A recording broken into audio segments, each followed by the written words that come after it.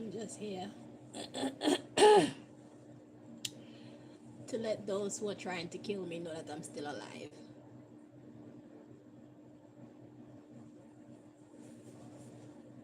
And very well.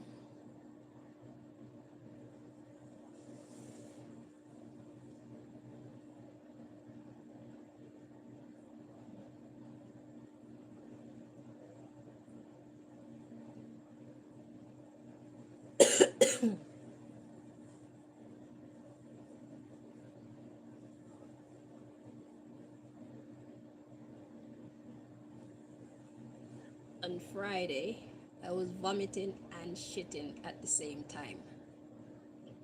Diarrhea and vomiting at the same time. That means something entered my body that my body was like, get it out, get it out, get it out. And so my body expelled it.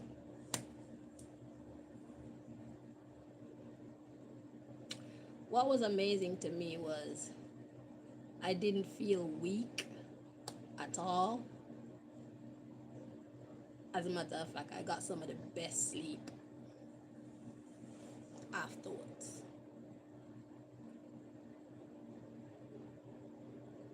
It's like it never happened.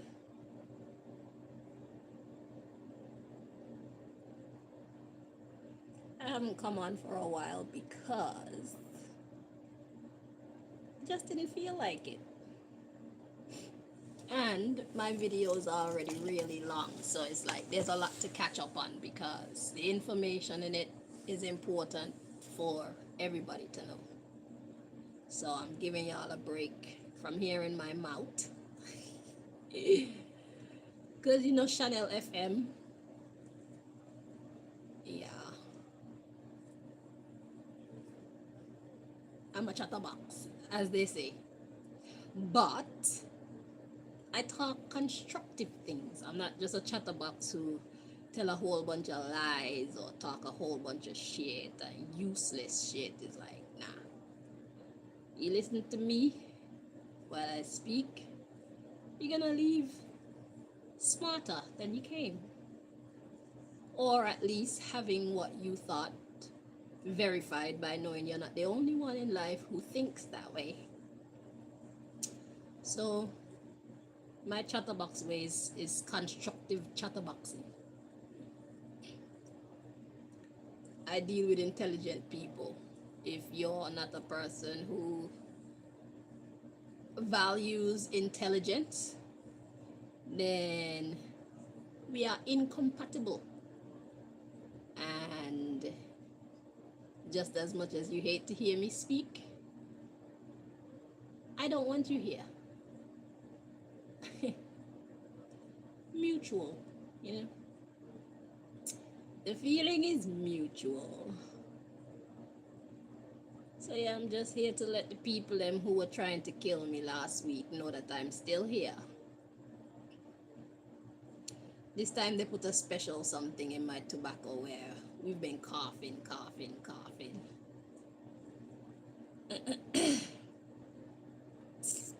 But it's okay.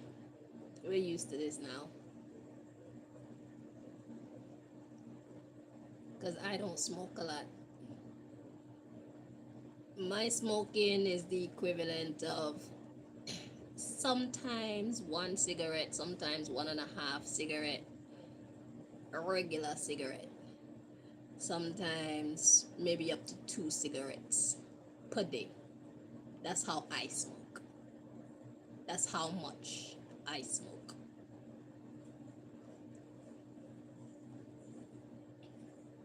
So I know that smoking like that, it wouldn't cause, it won't cause like illnesses unless there's something special added to the tobacco.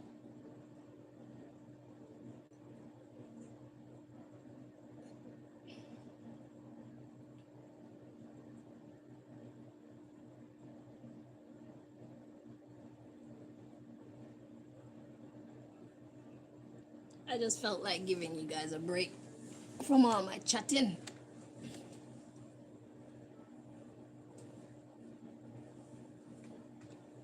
Was I right? Who is that saying hi to me? Network Africa. You just woke up? No. I've just been doing my own thing, living my own life. I get to wear what I want and not care how I look. I get to have messy hair and not care. Because I'm not coming on to work. I'm not coming on to do a show. I get to have a messy home if I still feel like.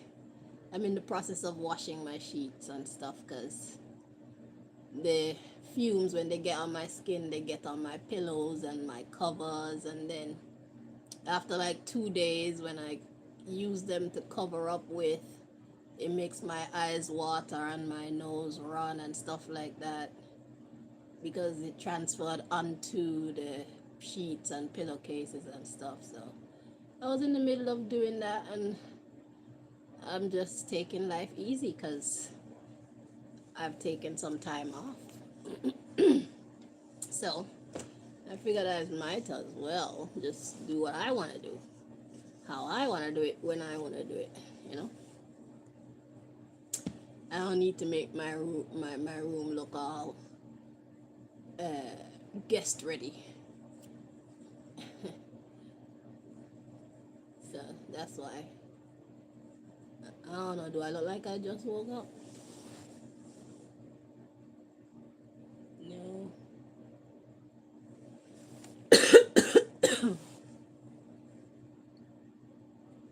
I just took a shower.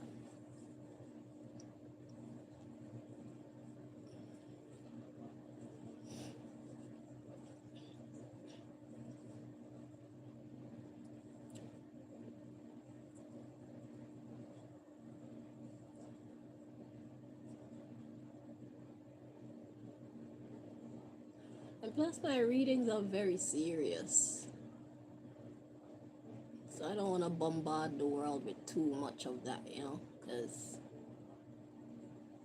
it's a little bit,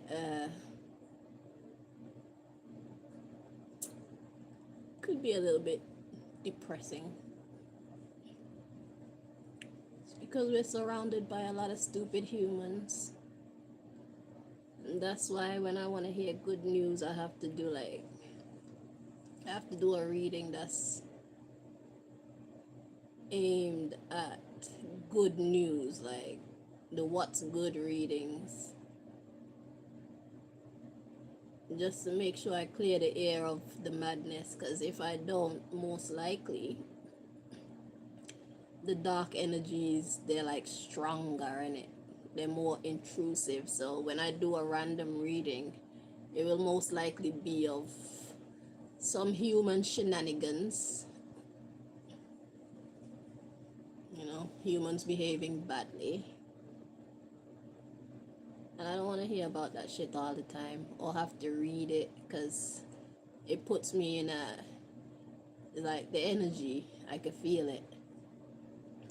It invokes, invoke, I think it invokes anger and sometimes sadness, depending on what the news is about. So I have to make God know that we want to do like a what's good kind of reading. But right now I just don't feel like doing any readings at all, because I just don't have that vibe right now. I feel like relaxing, taking it easy. But I know what I'm like when my favorite readers don't come on for a while. I be wondering, like, did they get them? Are they okay? So I don't want nobody to be worried about me. So I made sure to show my face. It's been a couple of days, and I'm set to be ill over the next couple of days. So I know if I don't come on now, I probably won't get to,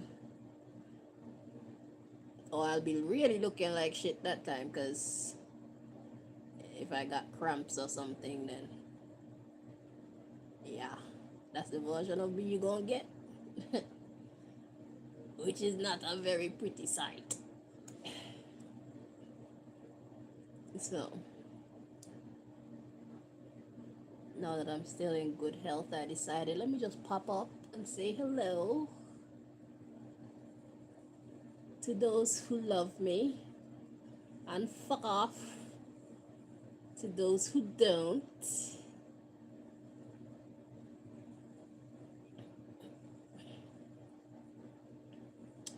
I say, if you like me, raise your hand. If you don't, raise your standards. Pretty much. Why would you not like me? I wish I could see your guys' comments. I would really start asking these questions, like all those who don't like me, put in the comments like why you don't like me.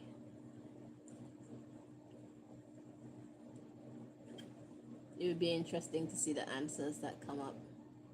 And be honest. How about that? Be honest about why you don't like me.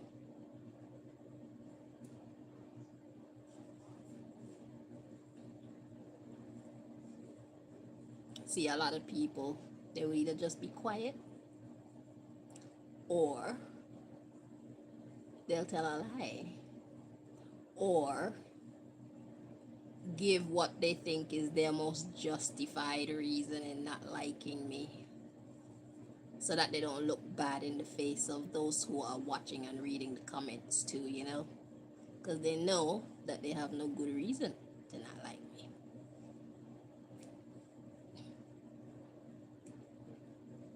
Thou shalt not steal.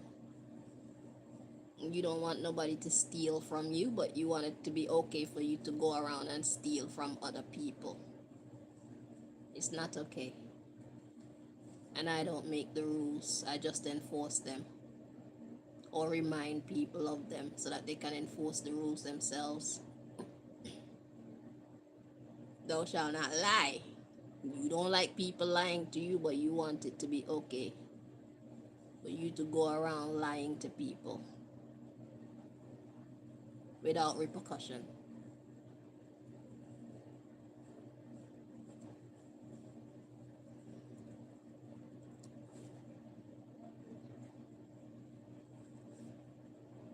And because I speak up about it, I'm the bad one.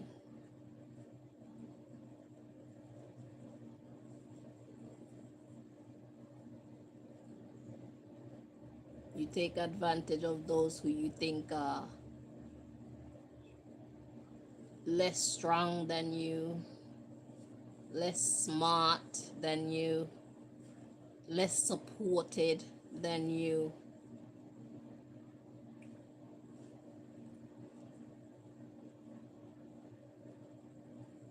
And it's supposed to be okay because you're doing it. But if somebody do it to you, then it's not okay. All of a sudden it's a, you can see that it's a problem. But when you're doing it to others, you can't see that it's a problem.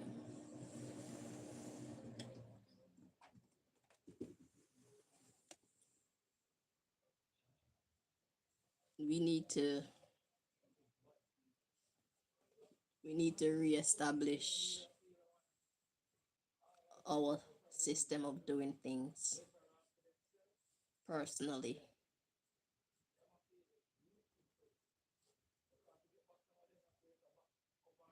And the thing is, me, I don't go through life lying to people and stealing from people or lying about people or bringing down others for me to be lifted up.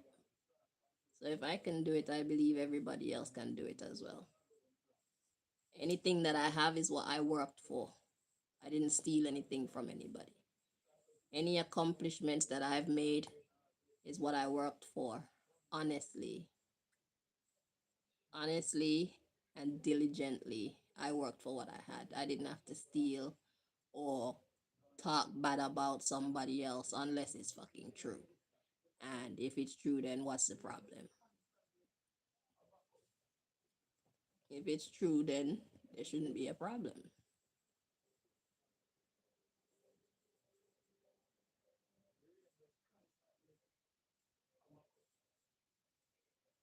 But people be finding a problem with me speaking out their ugly truths.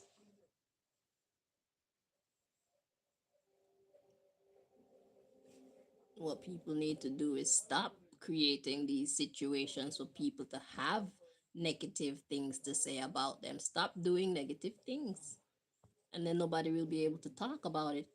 And if they do say you're doing negative things when you're not, then they're going to be telling lies on you. And the universe sees that.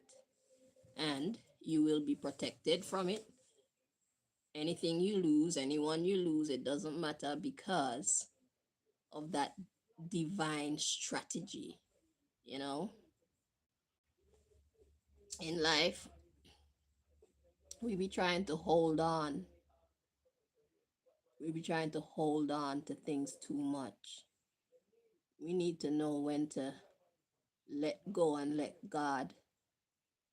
You can only let go and let God when you believe that there is a God, first of all. And when you believe that God can do what you can't do, you know? When you add God to your equation, then you tap into magic that people only hope for and work for and dream of but never attain, because true magic is not the most powerful magic, I should say, is not in using blood and fingernails and body parts and human waste or animal waste or dead flesh or any of that. They've used all that type of magic on me, and all I'm using on them is God. And I'm winning. So whose magic is more powerful? And they don't understand that they can't outdo God, you know? Because it's like, in order for me to be um eligible for God's protection, I have to be in covenant with God, first of all. And I have to be holding up my end of the deal when it comes to my covenant with God. So it's like, as long as I do that, then I'll be eligible for God's protection and God's provision in every sense of the word. So if I need physical things, they're provided for me, even though I'm not making a dollar of my own. I get what I need, but I don't want to live a life where I'm not making my own money, because it is a demeaning thing. And to be honest, I'm not so prideful that the demeaning part of it is the driving force behind me wanting to make my own money. It's more the fact that it's unfair what's being done to me. And as a woman who is of sound mind and able bodied, I should be able to make my own money. But these people who are fighting against me, they're very powerful, and they use that power against me because they know that when I make money, I'm going to change the world with it. uh, One act at a time. I'm going to change the world in a positive way, you know, as I always have done and I always will do.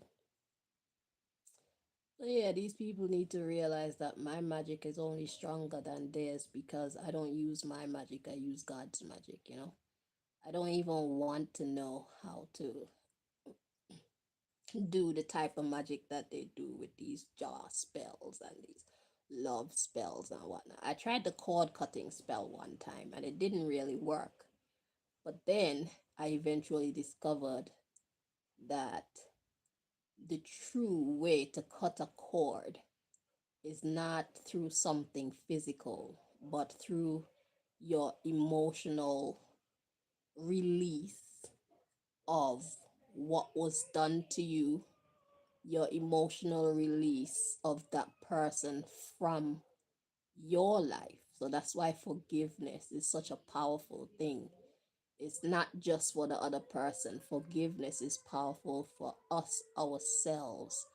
Because when we forgive, it means that what was done to us no longer has the power to dictate our actions or thoughts, you know. So true cord cutting occurs when we mentally, physically, and the silent one is emotionally detached from those negative people and negative situations. That's how you cut a cord for real, you know, without having to do burning bowl rituals and stuff like that. Because I did it and I don't think it worked.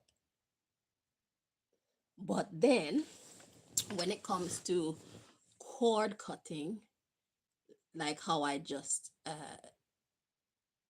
mentioned I do it, it's like you have to go through this cycle with the people that you deal with. And it's like you have to see the cycle all the way through, because what gives you the drive to really cut somebody out of your life is once they've committed enough crimes against you and you've reached that point where, you know what, fuck you, you know, once they've committed enough uh wrongs against you and you reach that point, is like trying to emotionally detach becomes automatic because you don't like them. So that love that you had for them, it gets terminated, but it gets replaced with anger.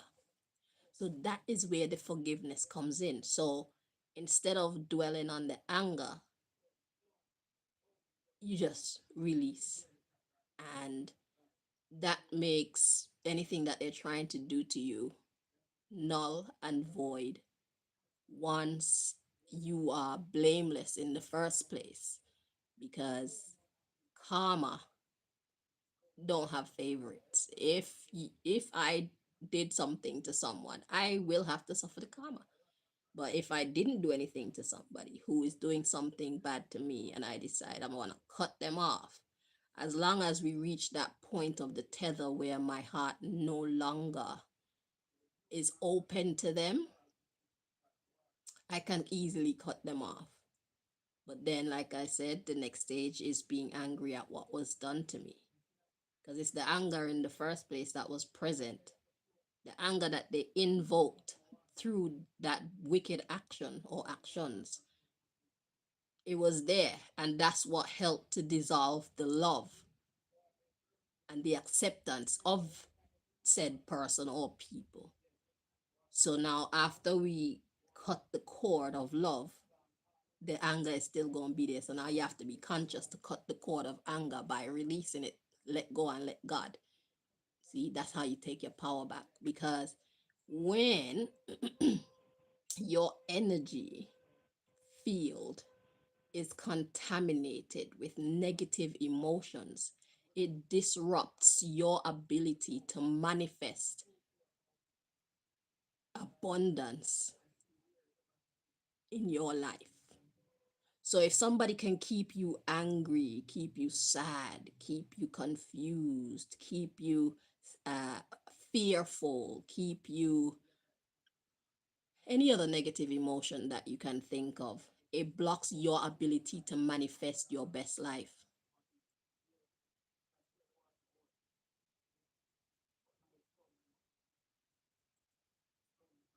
That's the magic.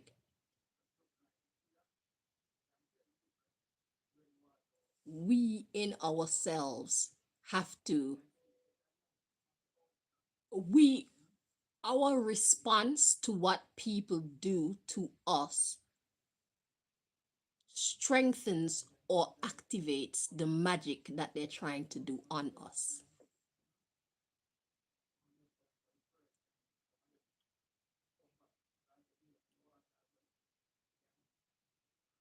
So if somebody's doing, let's say, a confidence spell on you, you can make yourself immune to it by first knowing yourself. You know what you can do. So there's no thought, no infiltrating thought that can come in and tell you that you're not capable of what you're capable of. So therefore, there any confidence spells, any manipulations in your real world, it won't work because you know your value and you don't need nobody to validate the fact that you know what you can do. So it will always fail. The mind really, your mind and your spirit, it determines how effective other people's magic and other people's manipulations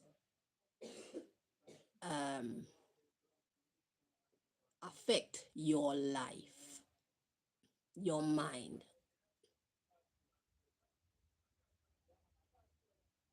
It don't matter how many animals they kill, it don't matter how many of them get together and chant a evil prayer. It don't matter how many of them are coming against you. As long as in your mind you have the winning formula, you're going to always be okay.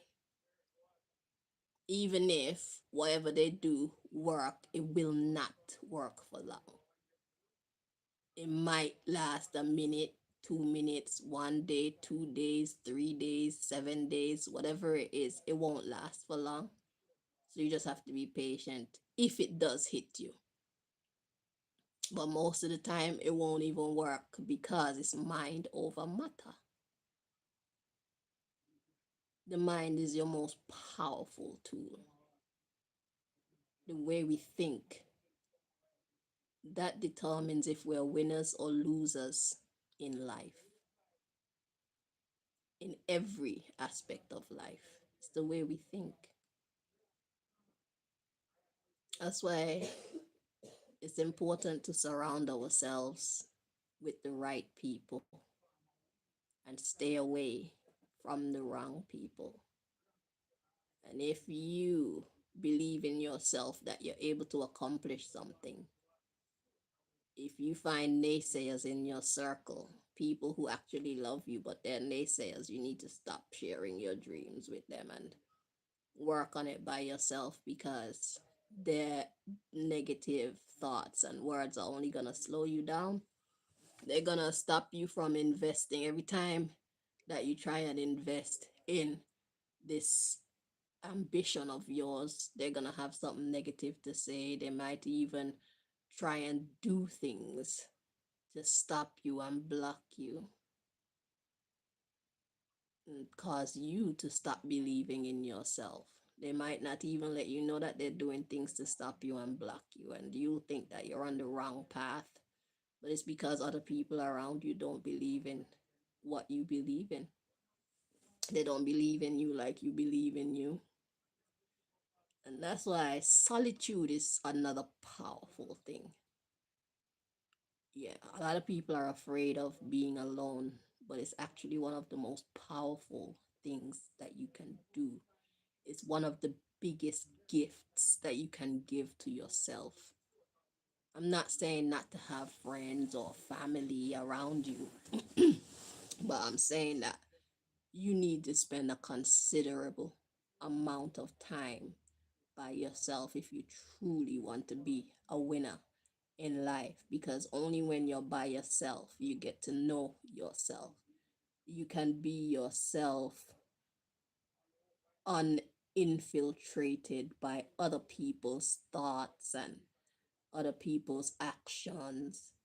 You know, their beliefs will be their beliefs, and your beliefs, you'll finally get to know what your beliefs are, because There's nobody else around you to talk shit when you're talking to yourself. It's great to have family and friends, but you need to always put aside a considerable amount of time for solitude. Just do things by yourself. Find ways to spend time with yourself. It's a very powerful um, approach to personal development. Like, put on my light for me, please. Yeah, solitude is not something to be afraid of. Thank you. Solitude is something to encourage in yourself and in the people around you as well. It's not a punishment. You want to train your kids, don't introduce your children to solitude as though it's a punishment. Introduce your children to solitude just because it's a good time to get to spend with self, you know? Start them off at an early age to spend time with themselves and let them see you spending time by yourself as well. So then it'll become a natural part of their makeup and they will learn the value of solitude from a very young age. And as they grow up and go to school and mix with other people and things like that, they already know the value of solitude, so they won't be afraid to be by themselves, you see. And any friend who think that, hey, if you don't do XYZ, I'm not gonna talk to you, they're not gonna be able to pull your child or sway your child that easily because they already know how to be by themselves. They've already developed a relationship with themselves, you know.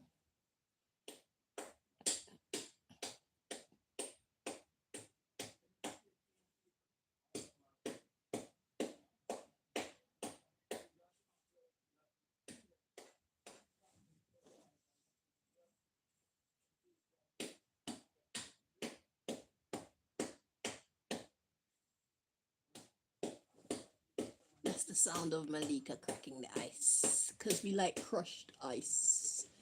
It's a delicacy for us. Oh, it's a fun way to drink water, but you can only enjoy it when you got good teeth. I mean, teeth that are not sensitive, because I know a lot of people are sensitive to cold things on their teeth. I don't have that problem. We have very strong teeth. And that's why my enemies try to destroy my smile, because they think that if they destroy my smile, it'll destroy my confidence. But my confidence doesn't come from anything to do with my physical appearance. Because even if I only had gums, I'd still be confident. Why? Because I'm a nice person. My confidence comes from me being a good person. So in order for them to destroy my confidence, they're going to have to destroy my good nature. And in order for them to destroy my good nature, I have to allow them by behaving otherwise to my good nature. You see that? And then when I do some crazy shit, then I'll start feeling guilty and start feeling sad, start feeling remorseful. So you see, I bring down my energy from high vibration to a low vibration. But because I know that I have control over myself, hence the reason for self control. They could never achieve breaking my confidence because I'm good people. Shit, what else you need to qualify to be confident? Nothing else. I'm good people, and um those people who find confidence in what they have As they say on Facebook, those are the poorest people out there. If your confidence comes from having money, then all people need to do is take away your money and your whole life goes to shit. If your confidence comes from having beauty, all they have to do is shatter your beauty. And these things are easy to do. And once they do that, then your whole world comes crumbling down because that was your strength. If your confidence is in um, your possessions, your car and your house and your land and all these things, then your enemy, all they have to do is take these things from you and they ruin you. You know what I'm saying? So the most powerful thing you could do for yourself as far as your confidence goes is allow that to be based on who you are, not what you have. Is it? My confidence comes from inside, not from outside. My happiness also comes from inside me, not from outside, because it's the same rule apply. If your happiness is based on things that are outside of you, then all your enemies have to do is find out what those things are and take them from you. And as quickly as those things go, so goes your happiness. You see? This is spiritual warfare. So, in a spiritual warfare, what's your most powerful tool? Your most powerful tool would be your spirit.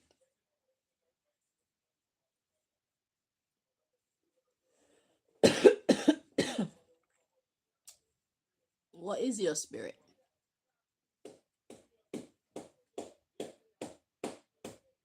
Your spirit is what you know and what you would be willing to do and not do, what you're willing to tolerate and not tolerate.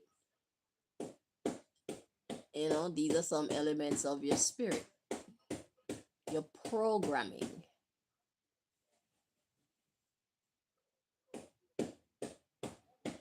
That's your spirit. Spiritual warfare. So that's why everything is so psychological. If you destroy the mind of a person, you destroy the person entirely. If somebody can't think straight, everything else falls apart. How do you stop people from thinking straight? Like mentioned before, you keep them sad or angry or depressed or feeling helpless or feeling hopeless or feeling like nobody likes them. You know, all these things, or put them all together.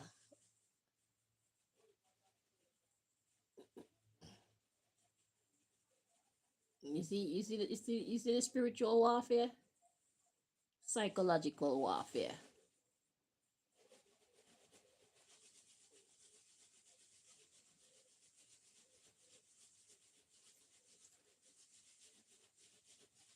It's all in the mind. The mind is a very powerful thing. You lose your mind, you lose yourself.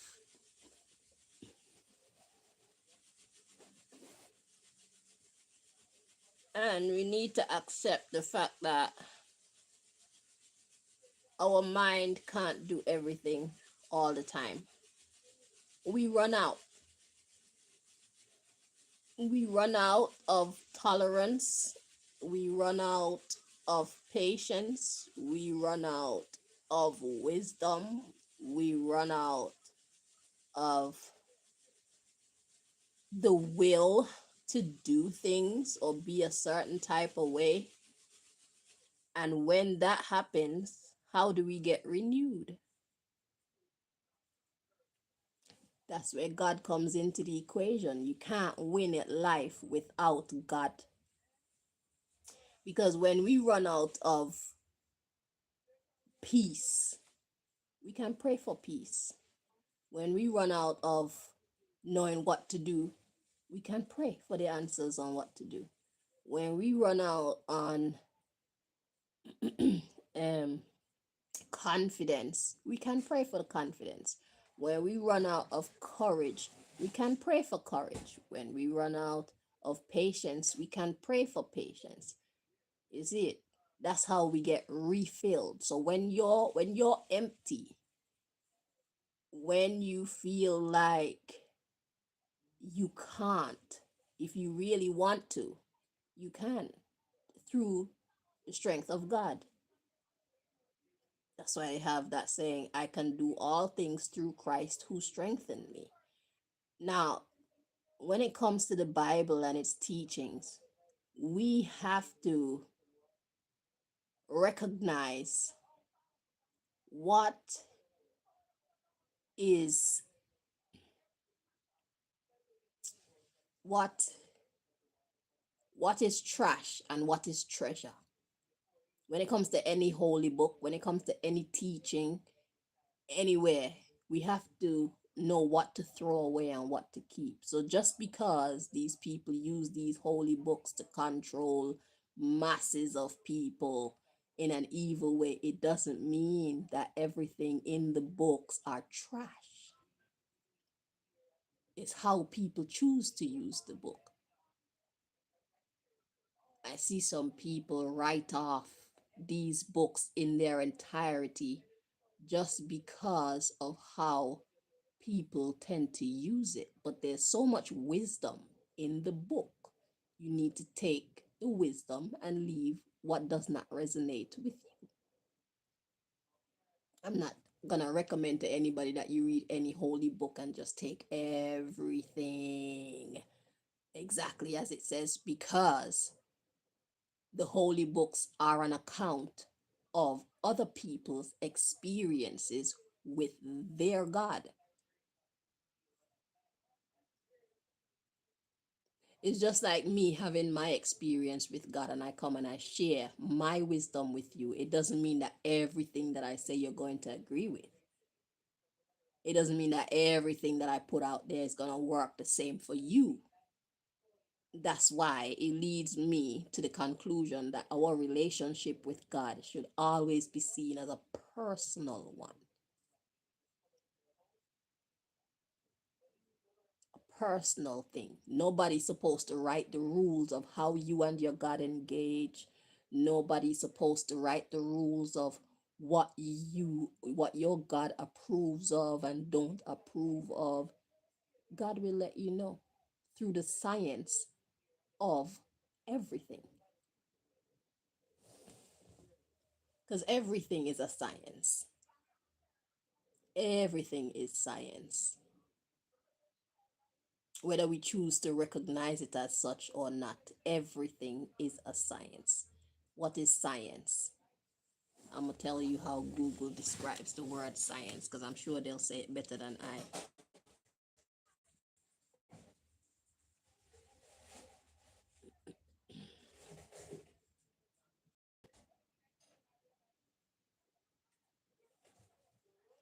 Science meaning the systematic study of the structure and behavior of the physical and natural world through observation, experimentation, and the testing of theories against the evidence obtained.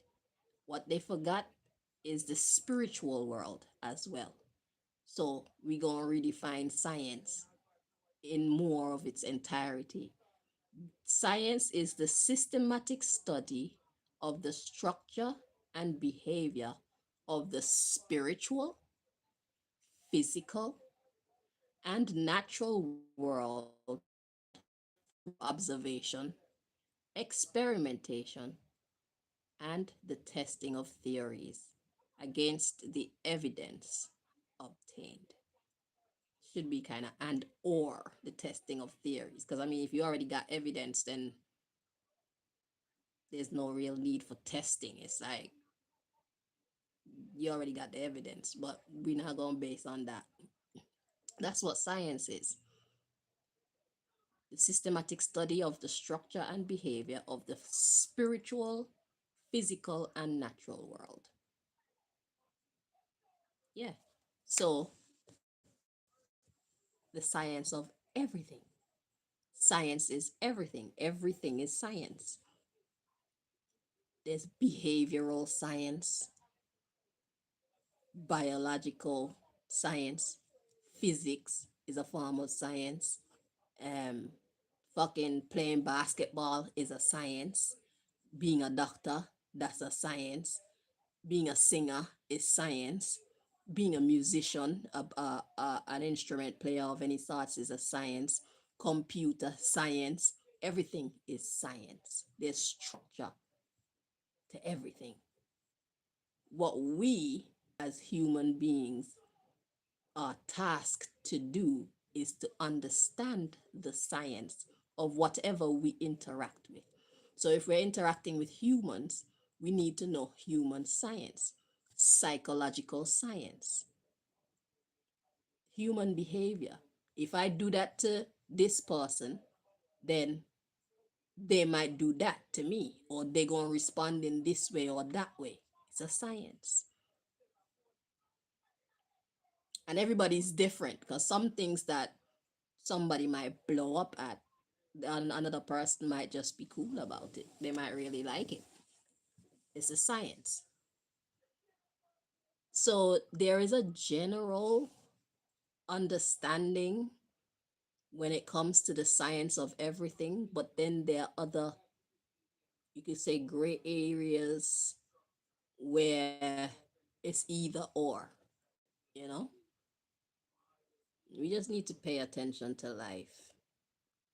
A lot of us, we live life too loosely, and that's why we keep losing. Business is a science. Human interaction is a science. Or treat you how you allow.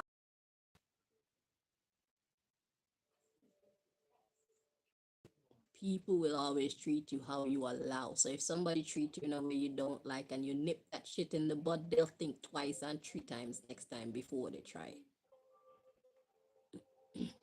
They might even recommend to other people, don't try that with that person. It's not gonna work. The science of you,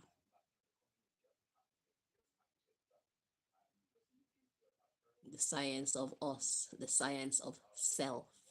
Know thyself.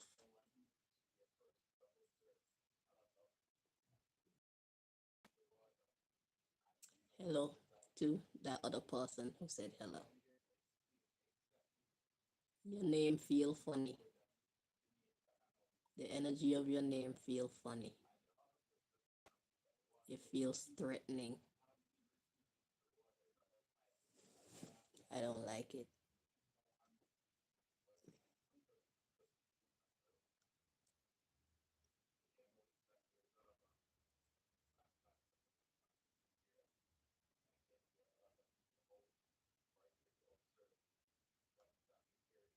Yeah, I want to come up in here with your negative energy.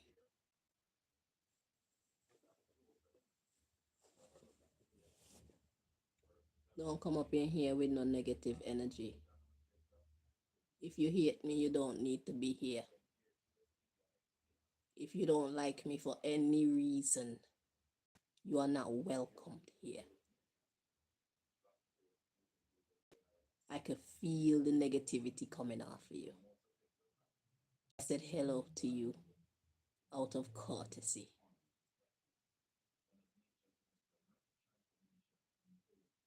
That's called spiritual science, energetic science. I can feel the negativity coming off of you. There's somebody else here saying hi, and I don't feel that fuckery coming off of them. I could even say their name. Network Africa. You, that second person, your name was poison. The whole energetic vibe that was there was poison. The only thing that didn't feel like poison was the high. Why your name feels so poisonous to my spirit. If you didn't come here with negative intention, you need to look into whatever the fuck name or title that is that you're carrying. It's not a positive one. And if you go around with that energy, you're going to attract negativity. You see how I started cussing you? This network Africa person said hello, and all I did was say hi. You come in with whatever name you're carrying, and look at the energy that it invoked. Well, in a person like me anyway, because I be paying attention. Sometimes I pay attention even when I don't want to. I be having to stop myself from seeing and observing things because humans are despicable to the larger degree. So I like the fact that I don't spend much time around humans. I really like that about my life right now. Yeah.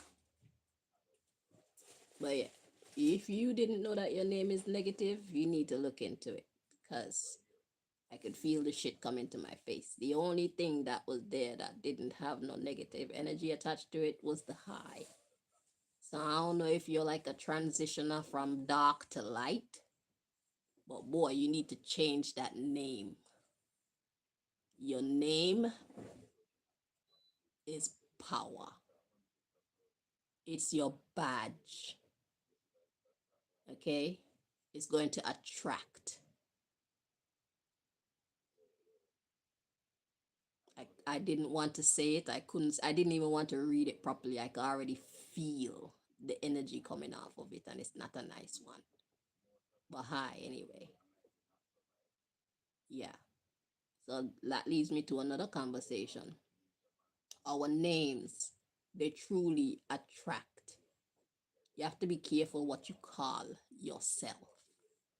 To all of you bad man out there, well, not bad man, to all of you people who you're willing to do some shit, but it's not really your first nature, you should not call yourself something that represents your second nature. Whatever you want to attract more of in your life,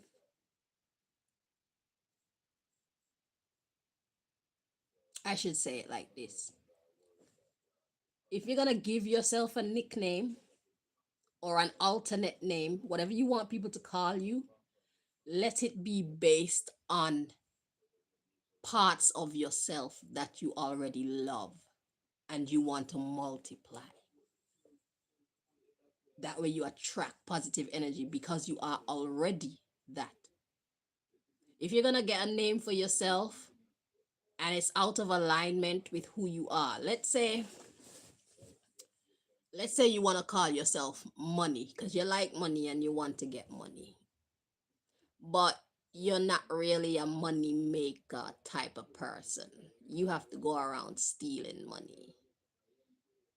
Calling yourself money isn't going to bring you, it's not going to bring you money. It's not going to bring you good fortune anyway because you're already full of negative karma in the way that you go about getting it. You see? So it's kind of gonna work against you or always be like a muddy kind of energy. It's not gonna be like, people not gonna look at you and feel like, yeah, I can see why. My birth name is Chanel. In French, it's Chanel, aka like go through. And in my adult years, I am now a channel for God. You see? So that energy has followed me through my life. Now, the nickname I chose for myself, I chose two nicknames for myself. Well, a couple of them, but they're Okay, slow down. So I chose one nickname for myself. The first one was Naomi, Naomi. People say Naomi and Naomi. That's not how to say it. It's Naomi. Okay, and I got that from the Bible because it says that its meaning was just pleased, and that is already who I am. I'm not a person who is very bothered by life, no matter if it's good times or bad times. I've never been the type of person that was bothered by life, so I adapted a name that described me. It's who I am already. And here I am in some of the darkest times of my life, looking some of my best. Okay. So that name has served me well, and it still serves me because it's already who I am. I'm just, I'm easy. I go with the flow. Okay. Sometimes maybe too much. Yeah. I be too comfortable in the crisis.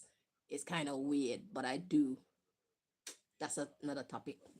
So the next name that I chose for myself was Survivor as my music name. So as a musician, my name is Survivor.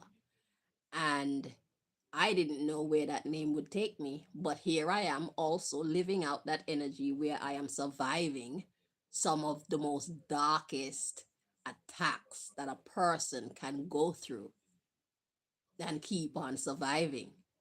Okay. But I've always, because I'm always a person who I'm willing to stand up for myself and fight for myself, and I respect myself and I respect others, and I'm always in a mindset of making things work. I'm kind of a Mrs. Fix It. Could be a bit intrusive sometimes, but when people really benefit from it, then they really appreciate that side of myself. But it's just for them to tell me, like, it's okay, I got it. I don't need help. Malika could tell you all about that. But yeah, so the energy of my name is already a part of me. So it still strengthens me. So when I'm going through difficulty, it's easy to amplify that energy because I was that before I called myself that.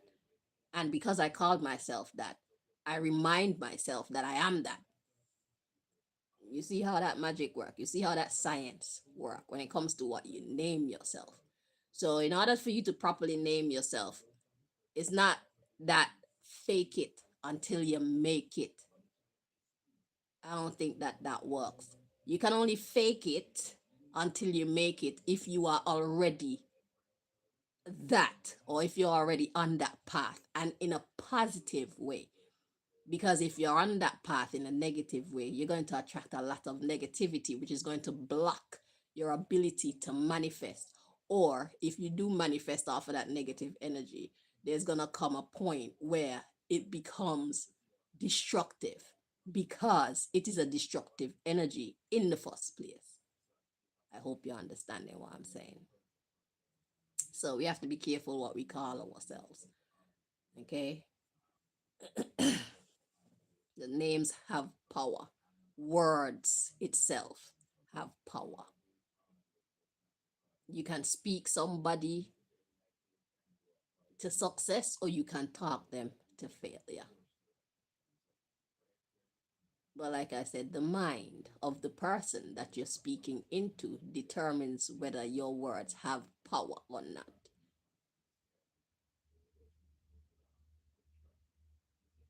But then when you want to think about it from a karmic perspective, let's look at that situation. That's an interesting one. So let's say I'm speaking negatively into somebody, unjustifiably so. So let's say somebody has the talent to do something and I'm jealous, so I'm trying to discourage them from getting more involved in that thing. Is like the karma. Okay, so they're strong enough in themselves and believe in themselves enough to know that I'm talking shit. So my magic isn't working on them. My word magic isn't penetrating their view of themselves. So they keep doing their thing anyway and keep being successful at it. But me now, who is sowing these negative seeds into that person, trying to discourage them from being their best self, karmically, what does that mean for me? I think that even though the magic was ineffective, I would still suffer karma for even trying that shit. Cause it's like it's like with intent, you know, intent to damage. So it's like attempted something, basically. It's attempted destiny thief or attempted something. So yeah, yeah. A person who does that, even though the magic don't work, yeah, they do still have to pay the karma because their intentions were wrong in the first place. And look at that. And the person who I'm trying to throw the magic at, it don't even affect them none at all. So it's like, why did I even try to throw that negative shit at that person? Because now I have to suffer. And the shit didn't even work. Interesting. See, that's spiritual science. Okay? Spiritual law, spiritual science. It's a thing. It matters. It exists. Okay?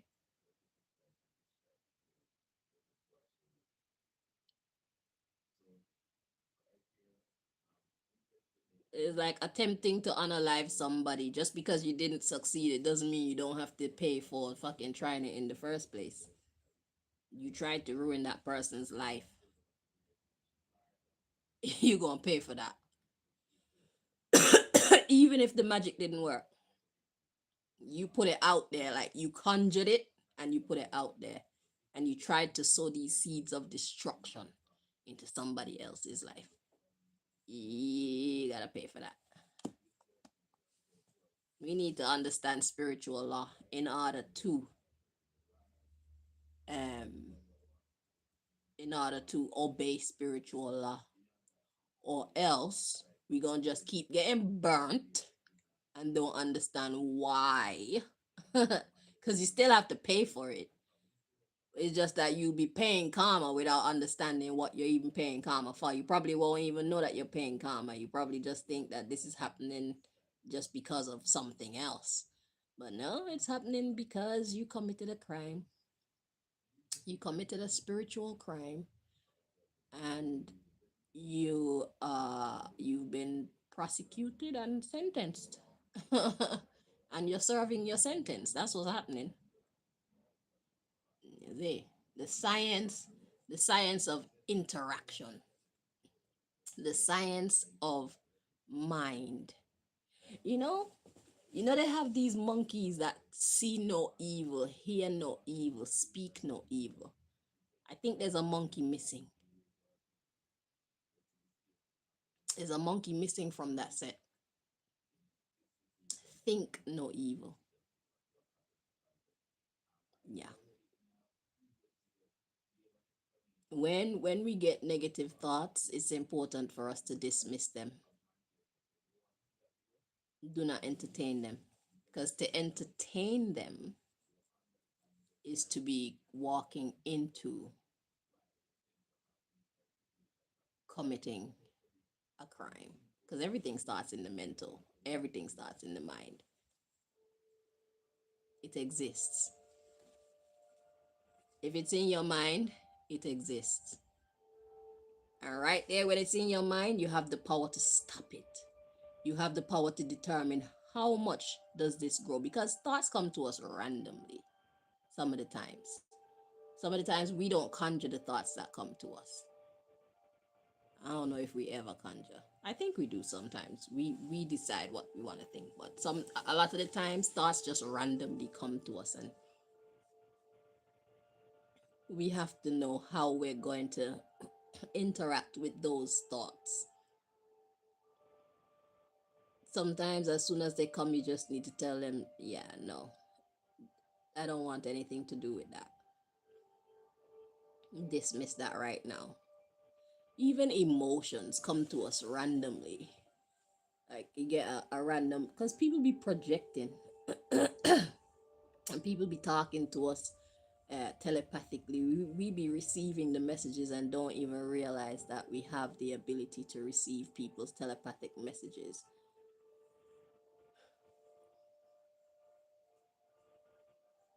Sometimes you get overcome with sadness and it's not even your sadness, it's people want you to be sad, so that somebody is behind, somebody's somewhere just talking negative shit.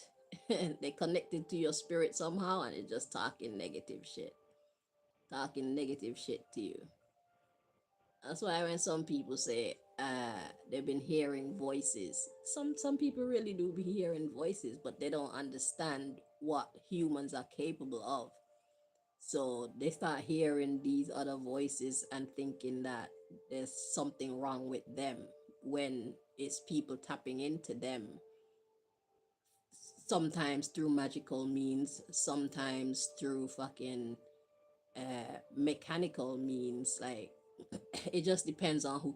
That's why when I see certain stories and I hear their claims about their hearing voices and stuff like that, I'm so intrigued to know like what is really going on. I would not be the type of person to say, yeah, you're crazy, it's time to go to a crazy house.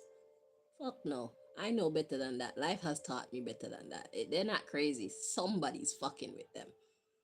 If somebody say I've been hearing voices and they're telling the truth, they're not playing with you, then they are actually hearing voices. And it's for you to find out, well, where is it coming from? Who is fucking with this person? And why are they fucking with this person?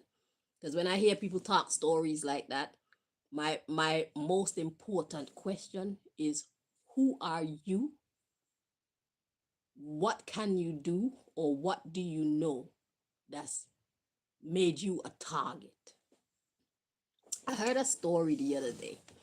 I was watching one of my crime shows, and there's this young boy. Well, young boy, he's about 16 years old, yeah? Listen to this. This youth, 16 years old, his mother still bumbleclot dress him. They claim say the man have autism. Autism? Yeah, they say he's autistic. This man talk like a big man. This man talk like fluent like me.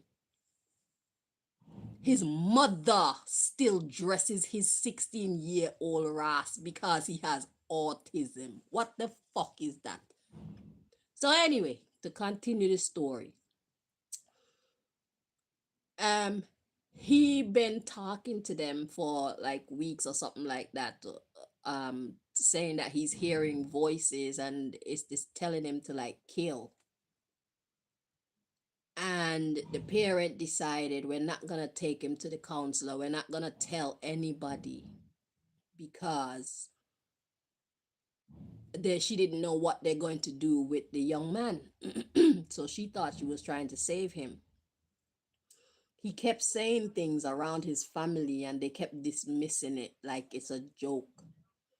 This young man got a gun and killed, I think it was 5 members of his family. They were having, I think, New Year's party, so the whole family was over at the house, and several people got taken out. He took them out. He killed them. And when this young boy was telling the police what happened, he was calm. He was very eloquent. And I think I hinted a tiny bit of remorse in his voice. But there wasn't much. So he was desensitized somehow. But here is my theory when it comes to things like that. Some of his people were in the army. So now my question is, who were they really in the army? What were they really doing? Who is the family really? Because a lot of people are secret agents and we don't even know. So did these secret, I don't even want to say, somebody or some kind of organization, I believe, had been grooming this little boy to become an assassin. And they call it autistic. He was hearing voices and it's like some kind of scary sounds when I don't remember how how dude did the sound, but he was trying to show us, well, when you're this type of person and you're hearing this type of sound, it sounds kind of like this, and what I was hearing was scary to me. It affected me quickly. So they tormented this young man and his family. He kept saying to his family that he's thinking things, and they kept ignoring it and taking it for a joke.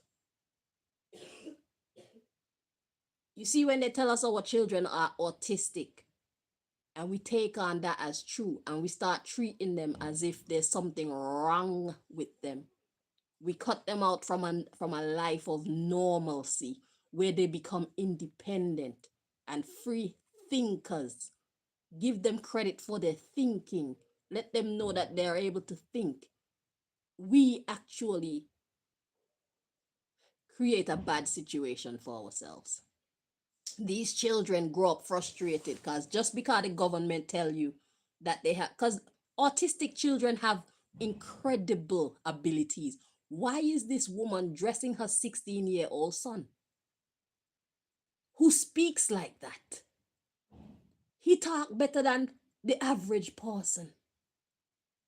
He can talk so well, but he can't put on his own clothes. 16 years and you never ever ever achieved being able to teach him to put on his own clothes in spite of whatever may be faulty. And I wouldn't even call them faulty, because how can you be faulty when your autism give you exceptional abilities in this area or that area? There's nothing faulty about.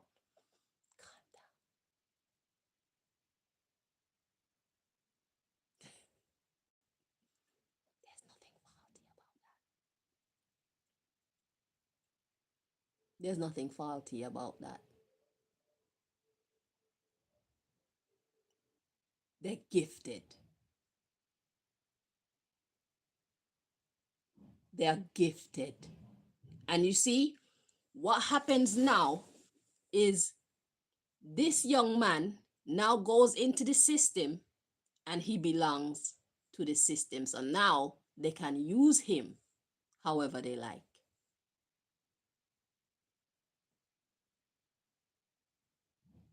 Because the parents failed to train him, they allowed him to believe that he has this sickness to the point where he acts like an invalid, but you talk like that.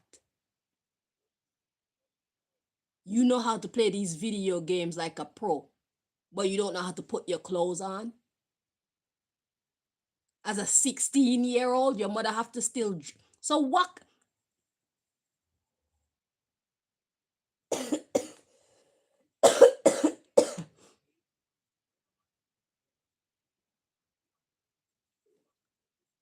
You see how what we choose to believe make us or break us again.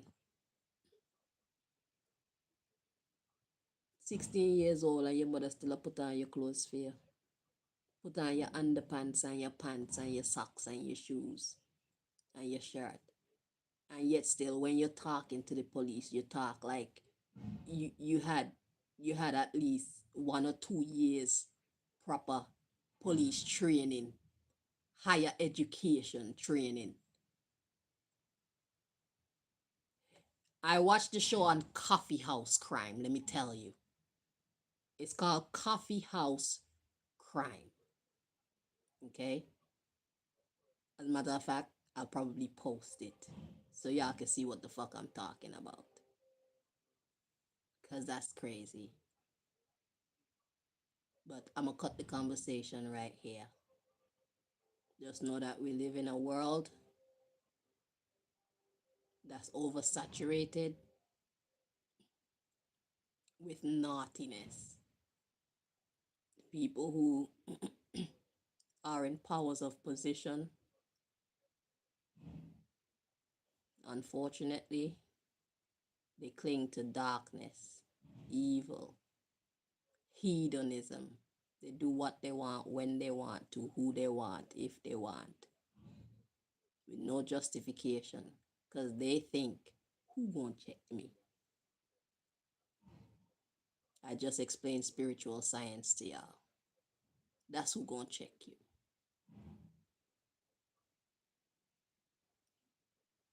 The same way that everything else about the earth run on a science, human relations, it runs on a science.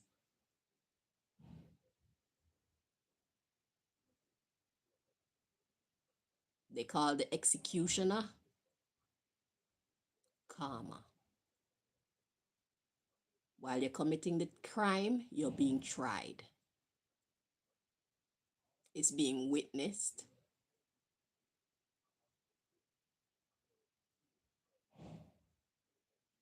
And you will be sentenced once you fully finish committing your crime. And the executioner will visit you.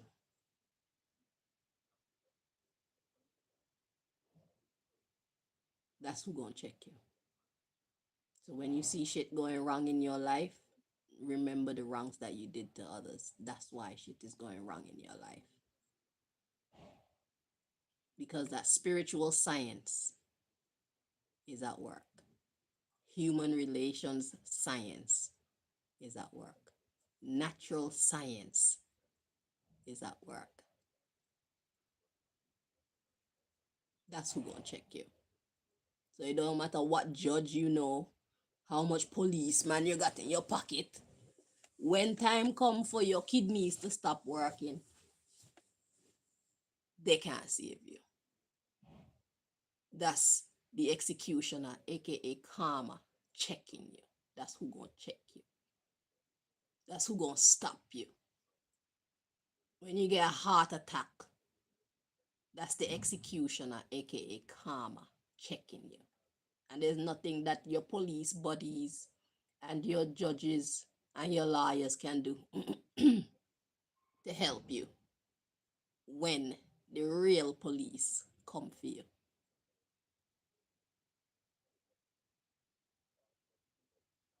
Some children end up killing their parents, and we think that's such a tragic thing. But we don't know who people are. When we see things happen to people in general,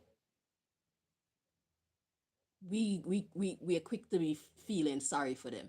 Some people are going through shit because it's their karma. Some people are under attack, but some people are paying their karma.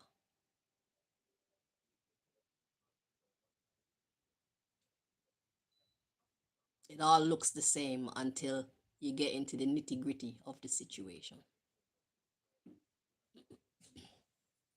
Some people are being unduly and unjustifiably attacked, but some people are paying karmic debt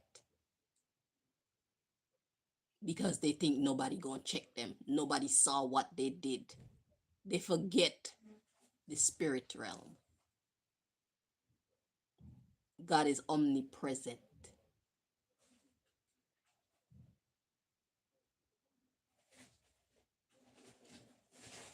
Go look up omnipresent.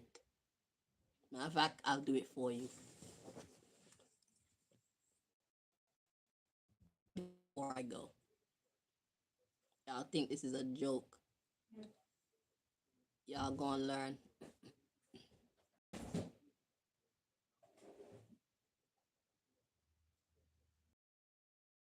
Omnipresent meaning widely or constantly encountered or widespread. They say of God, present everywhere at the same time. To be omnipresent when you're talking about God. Sorry, let me turn that down.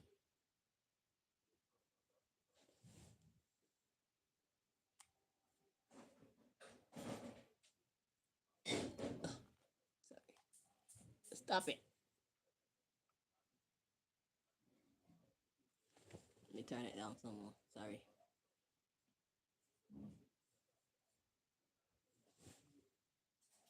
There you go. Press pause. Press pause and read. Omnipresent. Present everywhere at the same time. So that means God is present with you and God is present with your victim at the same time. God don't need no witness. God saw what you did. And even if you want to misinterpret your victims' actions, God knows what their true intentions were. And that's why it's important to communicate before you violate.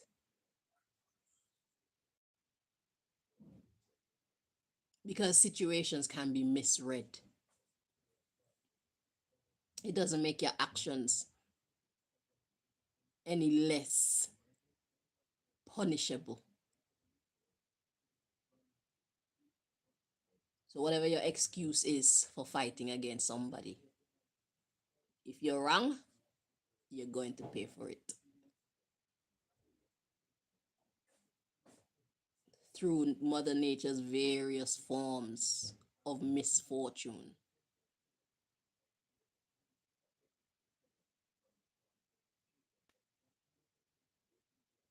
Various forms of misfortune. Too numerous to mention. But just know when shit is going wrong and chaotic, when things are not in your favor, consider that it's karma. You're paying your karmic debt. You should be happy to get that shit out the way so you can have a clean record, so you can rise up and get back on your horse and go about conquering with integrity this time, responsibly this time. Do not cheat to win. It's a bad idea. You're going to pay for it. So really and truly, you will have lost. You can never win if you cheat. You're already a loser. You know you're a loser. What does it matter if everybody else see you as a winner? You know you're a fucking loser. So when you go and chill out by yourself, you know that you cheated to win. You're a fucking loser.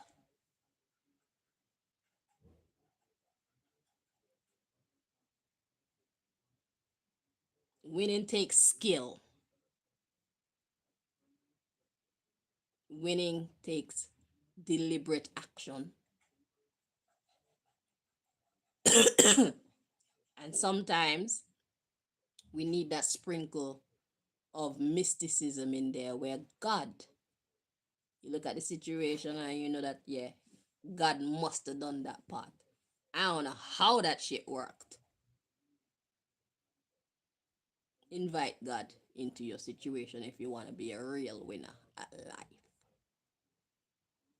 It's a must. If you don't believe in any of the gods that these people are feeding you, speak to the one that keeps you alive. And it's not yourself, it dwells in you.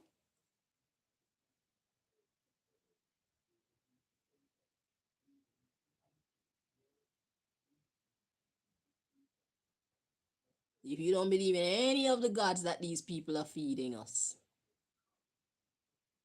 talk to the one that directly lives inside of you. So you can win at life without losing. Because when you're rolling with God, losing, that's why my phone, I made this L that looks like a W. You think you lose, but you've actually won. It's actually a W. It looks like a L, but it's actually a W. So for me, all the things I'm going through, I know and I see the reason why they are working in my benefit. Because, like the Bible said, that which the enemy meant for evil, God used it for good for those who love and serve the Lord.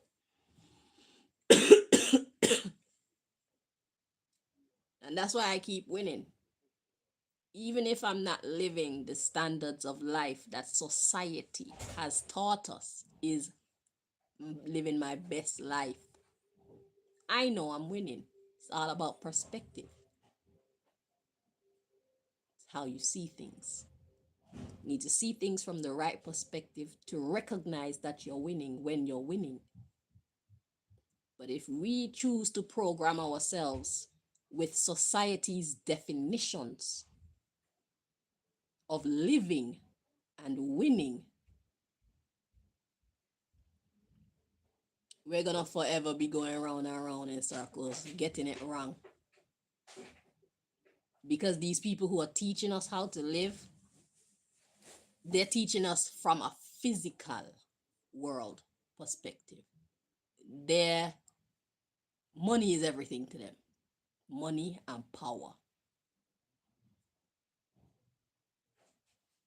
But really and truly, power, winning power is power that you have over yourself, not over others. If you want to win at life, when you want to talk about power, it's the power that you have over yourself, not the power that you have over other people. Because if you have power over other people and you don't have power over yourself, you lose. Because if you don't have power over yourself, then somebody else can come and manipulate you. And just like you use your power over others to manipulate them, you then become the moo because somebody else come and manipulate you. Because why? You were focusing outside of yourself. You're focusing outside to feel like you're somebody. You're focusing outside to feel like you're a winner. You're looking at your outside surroundings to value and measure you, what you can do, and who you are. It starts with self.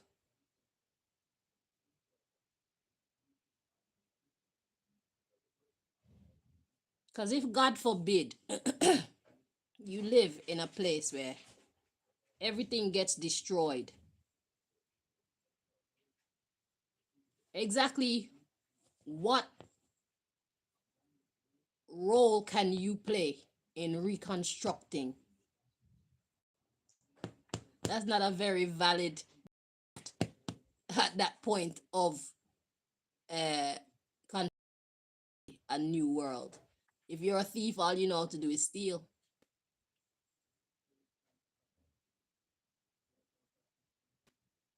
Your true value is what you can actually do. What can you do?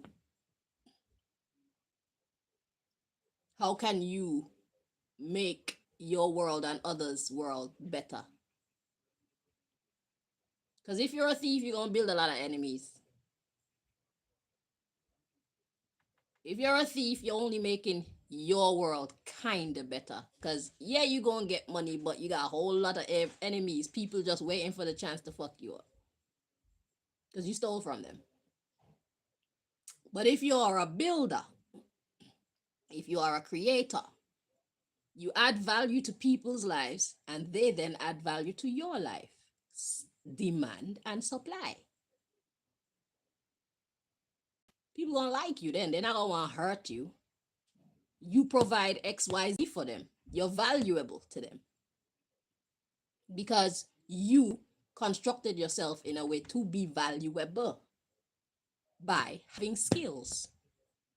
You can do stuff. You have something to offer to make somebody else's life better, easier, happier, more peaceful, make them more beautiful, more successful. That's your value. If all you know how to do is take from people, you're going to enrich yourself with physical things, but you're also going to enrich yourself with spiritual negativity. Because people going to always be out to get you. They're going to be hating you from a distance. Right now, the elites, a lot of people hate them motherfuckers. You think they can come out in public, them and their children, and say, yes, it's me? They have to hide. You're not going to just see them walking around. Nobody fucking likes them. You see?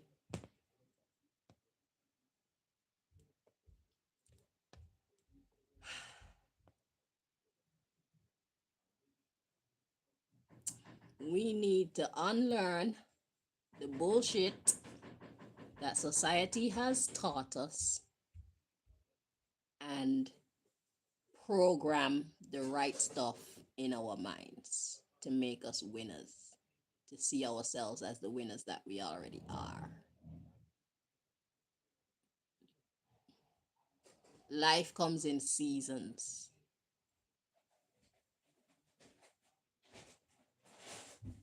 Sometimes you're up, sometimes you're down. You have to go with the flow. You have to learn to go with the flow.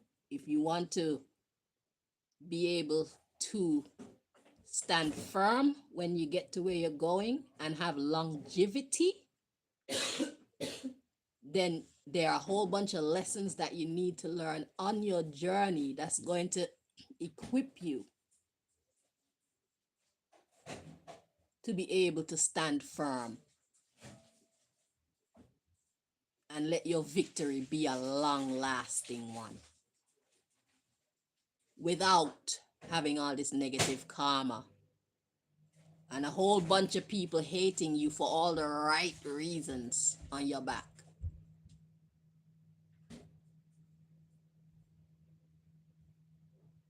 Everybody want to get rich quick. Everybody want to get beautiful quick. You want to get everything quick.